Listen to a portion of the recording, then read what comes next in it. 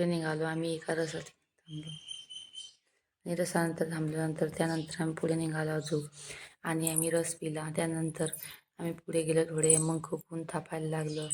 तर एका ठिकाणी खूप ऊन तापत होतं, मग एका ठिकाणी आम्ही थांबलो. एका ठिकाणी थांबल्यानंतर आम्ही खूप काहीतरी बोललो, इकडे तिकडे पाहिलं, खूप गाड्या वाहत होत्या. त्यानंतर आम्ही पुढे निघालो धीरे धीरे. रस्त्यावरती एक पण गाडी नव्हती. ऊन तापत होतं त्यामुळे गाड्या खूप कमी वाहत असतात. मग आम्ही गाडीवर बसलो, मग पुढे निघालो. आम्हाला थोडं सामान घ्यायचं होतं जामनेरमध्ये. आम्ही थोडंफार सामान घेऊन असं वाटलं रिटर्न येऊ. रस्त्याने पण खूप ऊन लागायला लागलं आम्हाला. त्यानंतर आमच्या आहोनीत धीरे धीरे गाडी चालवली, तर ऊन थोडं कमी लागायला लागलं.